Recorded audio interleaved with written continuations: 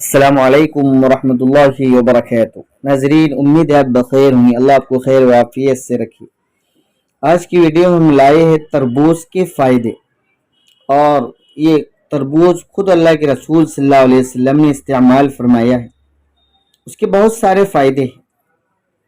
حضرت عائشہ رضی اللہ عنہ سے مروی فرماتی ہے، ان عائشہ رضی اللہ عنہ قالت کان رسول اللہ صلی اللہ علیہ وسلم یاکل البطیخ، بطیخ یہ تربوز کو کہتے ہیں عربی کے اندر بطیخ، فرمایا یاکل البطیخ بالرطب فیقول نکسر حر هذا ببرد هذا وبرد هذا بحر هذا، سنن ابی داؤد۔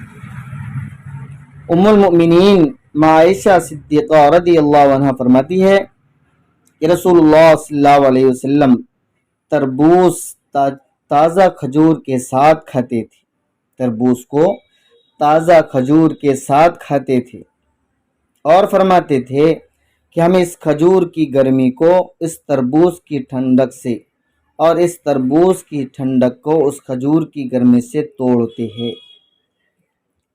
تو ناظرین، تربوز اس کے بہت سارے فائدے ہیں۔